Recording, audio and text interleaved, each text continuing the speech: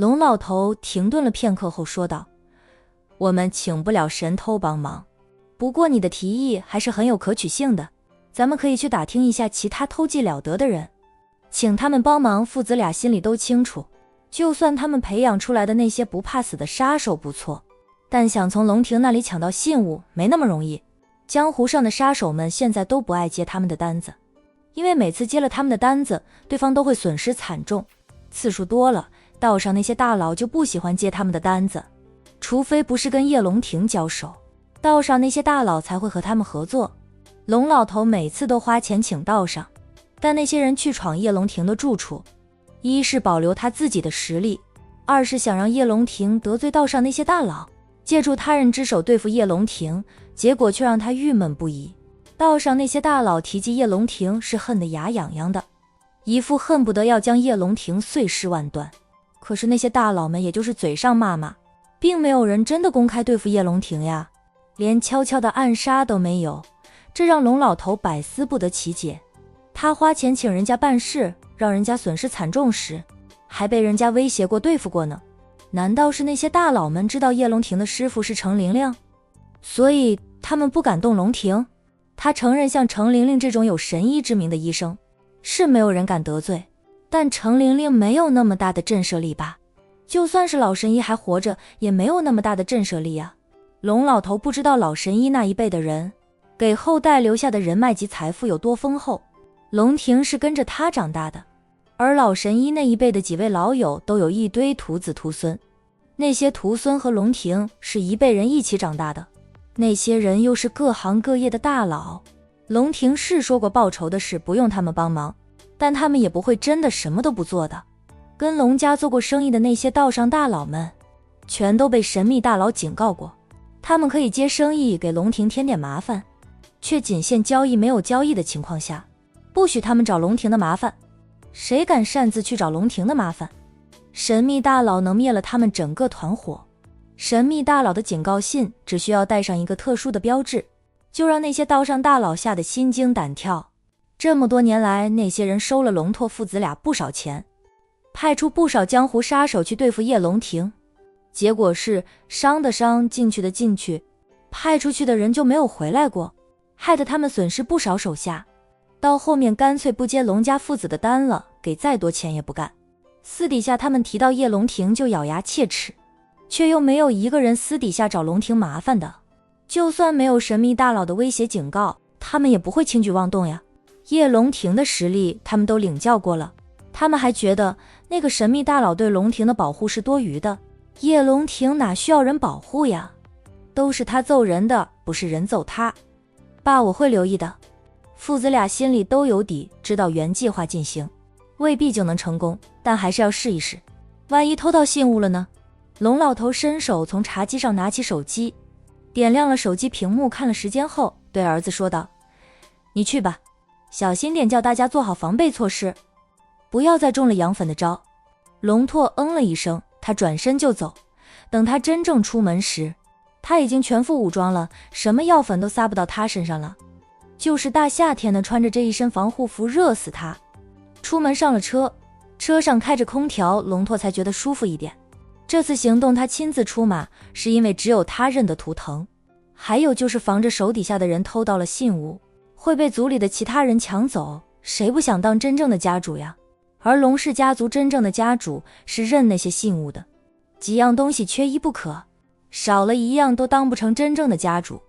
这么重要的东西，龙拓当然要亲自去偷啊，是去取。那些东西应该属于他们这一支的了。他父子俩带人都当了30年的代理家主，对族里的事务熟悉，所有生意他们也熟悉，族人们也过得不错。只有些刺头总是鸡蛋里挑刺儿，是因为那些族人没有占到便宜。龙拓是不会承认他压榨了族人们的利益，逼得很多族人连生存下去都困难了。他不安排族人进龙氏集团上班，哪怕是子公司也不安排，只有讨好他们，跟着他们混的族人才能有工作安排。那些刺头呀，连去其他公司上班他都会搞破坏，让那些刺头找不到工作，连送外卖都送不成。他会让人花钱请那些收到外卖的人投诉或者打差评。总之，刺儿头不让他好过，他让刺儿头们更不好过。龙老头在儿子走后，他又静坐了片刻，这才起身上楼去，进了他的书房，然后关上门并反锁，就在书房里静静地等着儿子的好消息。龙拓带着人悄悄摸到了龙庭的住处外面，来了无数次，知道龙庭喜欢在围墙边装陷阱。这一次，他们借着梯子爬上了围墙上，并没有马上跳下去，而是等开路的几个人都爬上了墙头，然后他们抽起了梯子，一头搭在墙头上，一头搭到距离围墙有一点距离的树梢上，这样他们可以通过梯子爬到树上，再从树上落地，就能避开围墙边的那些陷阱毒药了。家主龙拓正想让人爬墙，一名黑衣人从正门那边跑过来，小声叫喊：家主！里面安安静静的巡夜的人都睡着了，连那几条狼狗也没有动静。从正门那里进去最安全，龙庭出入都要走大门嘛，不会在那里挖陷阱的，所以走大门是最安全的。以往他们过来不是没有想过，而是怕那几条凶狠的狼狗。龙庭养着看家护院的狼狗，白天都会用绳子拴住，免得吓到了别人，晚上就会解开绳子，让狼狗可以自由活动。夜里哪里有响动，狼狗就跑到那里去吠。有人敢翻墙进来，他们一涌而上，能将小偷小贼吓得屁滚尿流，更不要说还有那么多的陷阱以及毒药等着他们。龙拓皱眉，会不会有诈？越容易越怕有诈呀。那几条狼狗呢？龙拓小声问道。没看到。龙拓低声骂道，没看到不代表他们不在，去看看吧，不要被狼狗看到你们。将涂了老鼠药的烧鸡扔进去给那几条畜生吃，他们倒下了，我们也能省事儿多，没有那几条狼狗狂吠，他们悄悄摸进去的几率大很多。是，几名黑衣人低声应着，然后带上涂满了老鼠药的烧鸡，悄悄地摸到庄园的大门口。在 H 市不止龙庭建有庄园，也有些大佬们家财雄厚，几代人都有本事，底蕴极厚的也是住在庄园里。就是龙家都有大庄园，人家的庄园门口都设有保安室，请了不少保安24个小时值班的，保证随时有人看好大门口，那是庄园安全的第一道关卡吗？龙庭的庄园没有保安室，就建了一个门楼在那里，大门是镂空式的，站在门口能通过镂空室宅大门看到里面的一些景，连正院都能隐隐看到。门楼有点高，但对于懂拳脚功夫的人来说，通过攀爬大门是能爬到门楼上，再翻过来是很容易落地的。以往龙家派来的杀手，碍于大门这里总是爬着几条狼狗，让他们不敢从大门翻门而入。将烧鸡扔进院子2分钟后，一名黑衣人探头出来，往里看，竟然看到了那几条狼狗躺在地上，动都不动。他试探性的往外再探出一点，等他整个人都站在大门口了，那几条狼狗也没有动静，成功了。他们扔进去的烧鸡被狼狗吃了，毒死了那几条狼狗，他们就算从大门口翻进去，也不会被发现。今晚老天爷助他们呀！来了无数次，折损无数人在这里，今晚终于有机会安然无恙地潜进去了。快去告诉家主！一名黑衣人小声对同伙说道。他的同伙早就跑去告诉龙拓了。很快，龙拓就从围墙边转到了大门口，其他人也跟着过来了。家主，你看那几条狼狗吃了我们扔进去的烧鸡，都死了，一动不动的，死得透透的了。这座庄园除了大门口这里没有陷阱，其他地方都有过陷阱。龙拓借着院子里微弱的路灯光，看着躺在地上的那几条狼狗，是可以看到地面上还有几块的烧鸡，几条狼狗也真的一动不动。要是没有死，他们这么多人站在门口这里，狼狗早就吠个不停了。家主要不要现在就翻门进去？龙拓看着安安静静的庄园，凌晨3点多，正常来说大家都进入了梦乡，睡得香甜的时候，龙庭的庄园变得安安静静也很正常。可龙拓总觉得不正常，怎么可能这么顺利能进去？肯定有鬼，说不定等他们进去了，龙庭带着他那班非常能打的保镖从天而降呢。直觉告诉龙拓没那么容易的事，龙庭那么精明的人也不可能不做防备。他昨天劳师动众地跑去机场接人，明知道泄露了身份的事，怎么可能不做点防备？深思了片刻后，龙拓低沉地吩咐，去跟大家说撤了回去。家主，太容易的事，肯定有诈走吧。龙拓说完转身就走，一刻都不想多留，还走得特别快，好像走慢点了就会中了叶龙庭的阴计。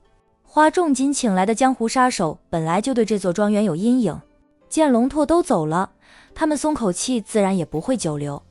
于是来时浩浩荡荡的，走时也是静悄悄的，浩浩荡荡。主屋的楼顶上，龙庭拿着望远镜一直盯着庄园大门口，瞧见龙拓一班人穿着防护服那笨重的样子，嘴角泛起笑意。这些人还知道做好防护措施了，以为这样就能避开羊粉吗？他们进来了，为了行动方便，总要脱下防护的装备，与人交手时，那一身装备也会拖累他们的行动。等他们脱下了防护的装备，再用羊粉也不晚呀。他这里的羊粉量大管够，他还准备了很多，就等着龙拓进来时，让龙拓亲自尝尝羊粉的滋味。没想到龙拓有点脑子，担心有诈，不敢进来。龙拓带人走后，躺在地上的那几条狼狗动了，全都从地上爬起来。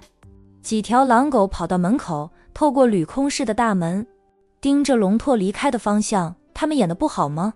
居然被识破了。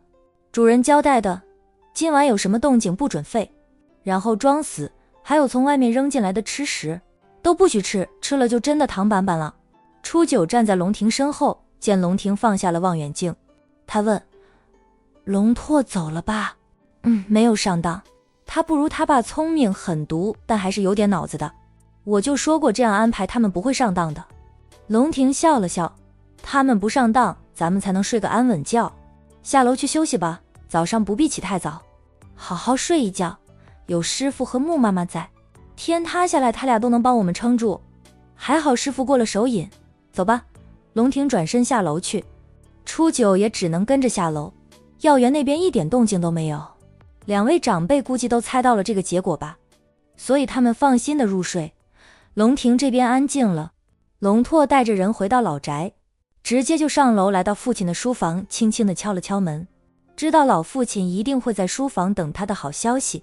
龙老头年轻大了，熬不了夜的在书房里睡了会儿，听到敲门声就醒了，醒来先看时间见，还是凌晨，猜到是儿子回来了，他顿时睡意全无，紧张的手都抖了。儿子是不是偷回家主信物了，还是又失败？他赶紧去开门，动作太快，还撞翻了一张凳子。他也顾不得去扶起凳子，先去开了门。爸！龙拓叫了一声，进来。龙老头让儿子进了书房，又赶紧关上门并反锁，转身就着急地问：这么快就回来，又失败了吗？还是东西到手了？龙拓摇头，见都没见这东西也不算失败。他将事情都告诉了父亲。爸，那肯定有诈，我不敢进去，怕被他们来个关门打狗，就带着人回来了。龙老头愣住，儿子去到了龙庭的家门口，还将看家护院的狼狗毒死了，结果却不敢进去，担心有诈。霸龙庭那么狡猾的人，怎么可能让我们轻易进去？那儿肯定有诈的，我不敢进去，怕中了他的奸计。龙老头还是不说话，他只觉得失望。